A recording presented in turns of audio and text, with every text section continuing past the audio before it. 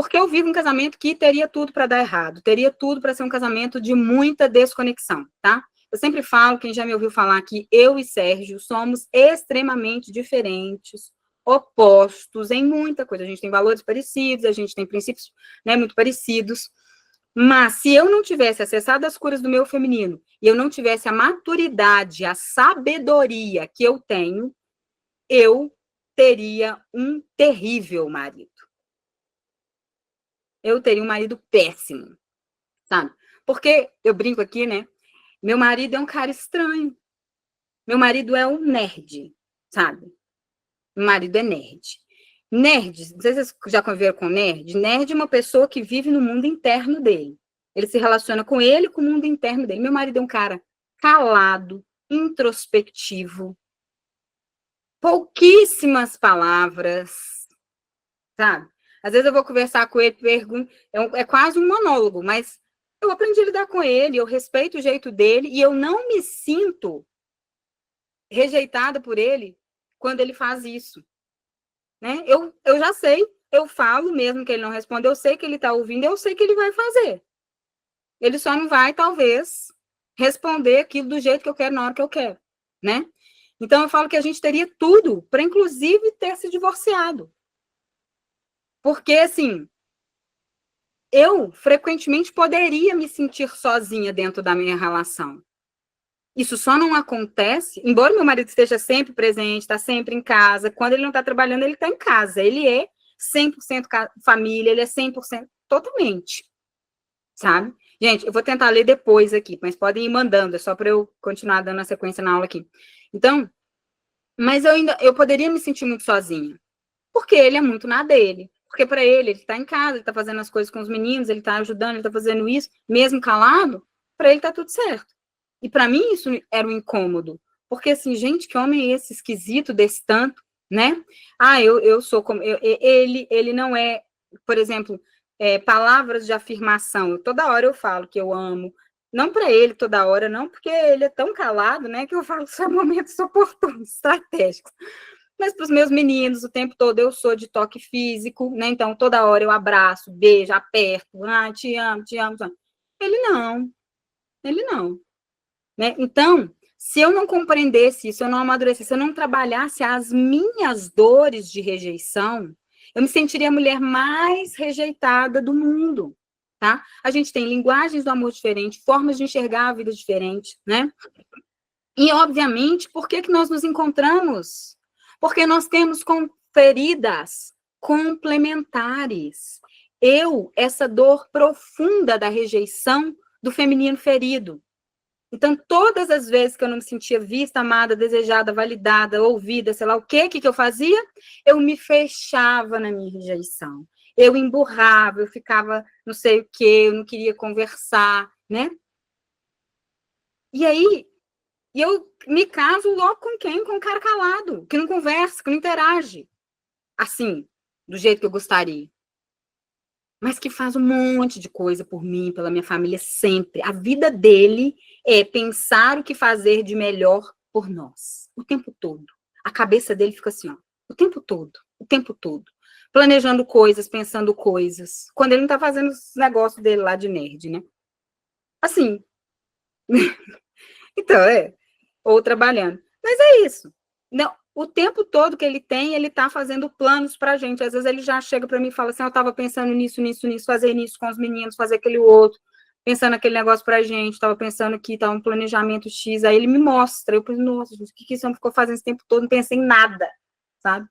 Então, tudo que a gente vai fazer, ele tá o tempo todo, só que, assim, eu preciso respeitar o jeito dele. Eu entendo que esse é o jeito dele, mas como eu tratei as minhas feridas de rejeição. Então, não fico projetando o problema no jeito dele, no jeito estranho dele, né? Porque se a gente exatamente, planeja, faz um monte de coisa, você sabe, né, Camila? Então, assim, e a gente viveria nessa briga, nessa guerra de braço, em que eu ia ficar julgando, falando que você não me vê, que você não me ama, que você não sei o quê, deve ter outra, sei lá o quê, né, que eu ia pensar, por causa desse jeito calado dele. E, obviamente, ele também ia se afastar, né? Então, dentro desse movimento, quando eu compreendo tudo isso, quando eu passo por essas curas, eu deixo de projetar as minhas feridas nele. Eu deixo ele ser ele, eu respeito o jeito dele. Eu me alegro com o jeito dele, eu agradeço por tudo que ele faz. E quanto mais eu faço isso, mais ele faz. Enquanto ele está lá na caverninha dele, eu estou fazendo as minhas coisas. Também aqui dentro de casa. Enfim, e a gente tá tudo certo, né? E a gente fica atento um ao outro, o que o outro está precisando, dentro assim, sem ser uma exigência. Então a relação fica leve, não é uma relação pesada. É uma relação leve, mas por quê, gente? Porque eu também aprendi a curar as minhas dores, porque eu curei as minhas dores de rejeição, porque eu não projeto no meu casamento todas essas dores, porque eu não quero que meu marido venha preencher os meus vazios existenciais, porque eu não quero que ele seja minha tábua de salvação, porque eu não quero que ele seja meu pai, mas também não quero mandar nele como se ele fosse meu filho. Respeito o jeito dele, o tempo dele, a forma dele viver, contanto que a gente cumpra as nossas questões aqui enquanto família, né, dentro desses nossos requisitos, tá? Então, o que eu fiz? O que ficou claro para mim? Eu aprendi um jeito de fazer o amor dar certo na relação. E isso vem dentro de um processo de cura, tá? E é esse caminho que eu tenho aberto para as mulheres que chegam até aqui, até nós, que chegam desesperadas. Ele é um homem de sorte. Eu falo com ele. Assim, ele é um homem de muita sorte. Eu falo assim, você é sortudo, hein, cara? Se você jogasse na Mega Sena, você não ganhava. Porque você já ganhou tudo que você podia. Aí ele ri e fala assim, é verdade. Mas, claro que é. E eu também sou uma mulher de muita sorte de tê-lo, né? Mas a gente poderia ter jogado isso tudo no lixo, se a gente não tivesse compreendido isso tudo, especialmente se eu não tivesse compreendido isso tudo, tá? Então, é para dizer aqui para vocês que existe um caminho e dentro desse movimento, né, eu assumo essa missão de ajudar essas mulheres a acessarem suas curas para estruturarem suas famílias, tá? Enfim, a Sabrina falou, minha ferida é de minha ferida de rejeição com relação à minha mãe, né? Aqui, não sei bem. Com relação à minha mãe, meu marido faz tudo pelos filhos que já são adultos. Isso me incomoda muito. Ferida complementar? É a ferida complementar? Então, sim, a sua ferida de rejeição é com a mãe, sempre é, tá? Não é só sua, não. Sempre é, por causa do movimento do vínculo simbiótico com a nossa mãe, não resolvido, dores da criança ferida, sempre é. A dor de rejeição sempre é com a mãe. A gente projeta no casamento. Então, você tem uma ferida de rejeição que seu marido faz muito pelos filhos, que é lá o jeito dele de ser, não sei que outras questões que ele tem, tá? Mas, isso. E aí você, quando ele não te dá a atenção que você queria, você se sente rejeitado, tá? Não vi, Andréia, vou ver lá, tá? Foi hoje a pergunta? Eu não vi, não. Andréia falou que deixou a Andréia mentorada, vou responder lá. Bom, então vamos lá para os erros, né, que a gente acaba cometendo quando a gente está cega aqui, né, naquele deserto, como eu disse para vocês, árido, de sol escaldante, em que não vejo caminho, com tempestade de areia, não enxergo o caminho, não tenho clareza, eu começo a fazer o quê? A tentar de um monte de jeito desesperado, resgatar a conexão nesse casamento, e quando eu faço isso, a tendência é piorar a relação de casal. Vou falar alguns erros comuns aqui quando a gente sente que o casamento está desconectando. A primeira coisa que as mulheres chegam falando: o problema do meu casamento, tá, irmã, é a falta de diálogo. O meu marido não ouve, ele não fala nada, ele é calado, ele isso, ele é aquilo, ele não responde, ele não quer conversar, ele tá. Vocês já entendem, né? Que eu já acabei de falar sobre isso. Então, eu levanto a bandeira de que diálogo é importante, sim, mas apenas para ajustes combinados, tá? O restante do diálogo não precisa existir se tiver conexão. Casamento que diz pessoa que diz que o problema do casamento é diálogo, eu já sei que o que falta é conexão e, consequentemente, intimidade. Porque se há verdadeira intimidade, o diálogo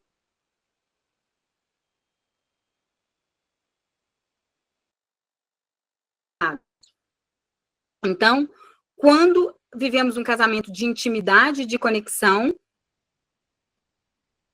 o diálogo é apenas para a gente focar na solução. Então, a gente não precisa buscar muito diálogo, não. A gente foca na solução e as coisas acontecem, tá? Por que a gente acredita nisso? Porque, primeiro, isso é uma construção social. O problema é que o diálogo... A gente viu os nossos pais terem problemas no diálogo. Muitas de nós fomos convidadas pela nossa mãe ou pelo nosso pai para sermos pombos-correios na relação dele. Fala lá com seu pai, porque quando você fala, ele ouve. Quando eu falo, ele não ouve, né? Fala lá com sua mãe que tal coisa. Resolve isso lá para mim, tá? A gente também viu nossa mãe reclamando do nosso pai, a gente viu falta de diálogo nele, e a gente acreditou que também o grande problema estava aí. A grande questão é que a gente não entende a diferença entre masculino e feminino, tá? As mulheres têm uma necessidade maior de verbalizar, muito maior do que os homens, a gente tem mais vontade, necessidade de falar sobre sentimentos, expressar sentimentos. Os homens, até por dores do masculino dele, da porção feminina do masculino dele, que é onde lida com sentimentos, eles não sabem lidar com sentimentos, eles não têm dificuldade de expressar os sentimentos, enfim, tá? Essa é uma questão, a gente tem mais vontade de desabafar, muitas vezes, né, do que os homens também. Então, o que vai acontecendo aqui? Então, a gente não entende que, na verdade, masculino e feminino são diferentes quando a gente está falando sobre necessidade de comunicação, né? Nós somos mais verbais, a gente considera, né, a nossa comunicação verbal ali, para a gente, para o feminino, para as mulheres, tende a ser importante, tá? E aí, muitas vezes, para a gente é uma dor de rejeição quando ele não quer falar. Não tem nada a ver com isso, é só o jeito dele. Ou é o jeito dele, o masculino dele, entende? Então, assim, isso é uma questão. Outra coisa, muitas vezes a gente tem muita necessidade de verbalizar, então, quando o marido chega em casa, a gente quer contar para ele o que aconteceu, o que deixou de acontecer, o problema que aconteceu e tal, e tal, e tal, né? Aí eu sempre dou esse exemplo também de uma coisa muito engraçada que aconteceu logo no início do nosso casamento. Tinha uma ajudante nossa da época, que ela queimou, tipo, um mês, mais ou menos, umas 3 camisas minhas. Aí teve um dia, assim, né, quando eu vi que era uma camisa especial que eu tinha comprado numa viagem que eu tinha. Aí eu falei assim, nossa, não tô acreditando que a fulana queimou essa camisa. Não tô acreditando. É a terceira camisa no mês. Eu nunca vi isso. Eu comecei a falar. Aí meu marido olhou para mim e falou assim, manda ela embora, contrata outra. Aí eu fiquei brava, né? Falei assim, não tô falando, eu tô falando da minha camisa que eu comprei. Ele falou assim, manda ela embora, contrata outra. Você não tá entendendo? Né? Os homens são focados em solução, gente. Eu queria que ele me ouvisse, eu queria que ele né, que ele entendesse para mim o quanto representava aquela camisa. Eu falei, eu comprei em tal lugar. Ele falou assim, pois é, mas assim. Aí ele falou assim, toda vez que você chegar para mim com um problema, eu vou te apresentar uma solução. Eu falei, você já sabia. O masculino funciona assim. O masculino é focado em solução, né? A mente masculina é focada em solução. Toda vez que você chegar com seu marido com um desabafo, um problema, ele tende a querer achar uma solução para você. É assim também, é uma forma dos homens amarem. Só que não era aquilo que eu queria. Eu queria o quê? Acolhimento. Eu queria que ele se compadecesse da minha questão. Porque eu não estava afim naquele dia, até porque eu estava cheio de problema, de pensar em demitir aquela pessoa e arrumar outra para contratar, entendeu?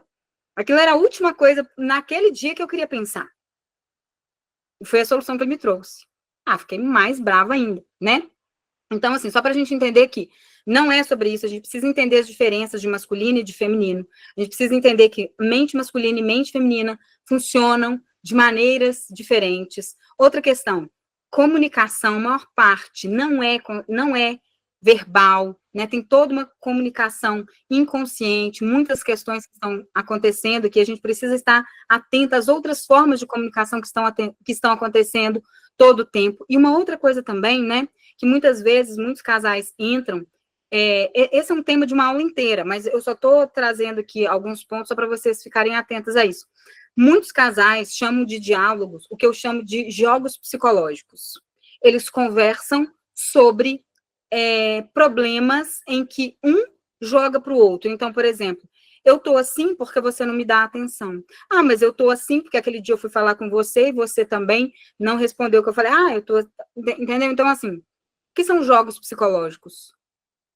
E aí a gente às vezes chama isso de diálogo, né? DR, a gente tem que discutir. Não, isso é porcaria, perdição de tempo, de energia. O que são os jogos psicológicos? Quando eu me relaciono com você a partir da minha dor. Mas eu não estou te vendo quando eu estou fazendo um jogo psicológico com você. Eu estou vendo a minha dor. Eu olho para dentro de mim, olho para o buraco que eu sinto da minha dor de rejeição, e aí eu olho para você e falo assim, culpado. E volto a olhar para minha dor. Porque você que me faz sentir assim.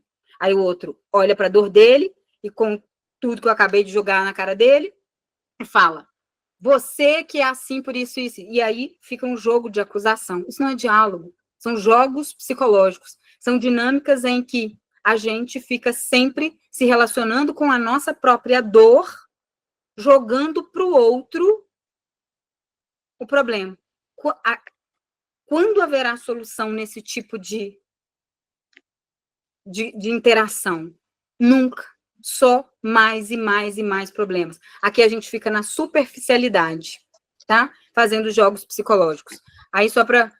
como que a gente sai dos jogos psicológicos? A gente sai dos jogos psicológicos acessando as nossas curas, especialmente as nossas dores de rejeição e a nossa codependência emocional, e esse é um trabalho que eu faço muito dentro da mentoria, tá? Para o nosso processo de conexão com o nosso feminino.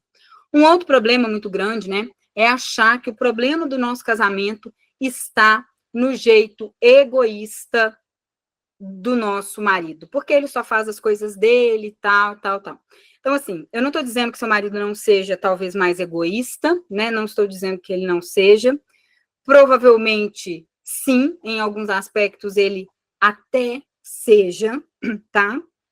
Porque os homens são realmente diferentes, eles têm, né? Eles têm uma parte que, assim, eles não abrem mão de determinadas coisas deles, enfim.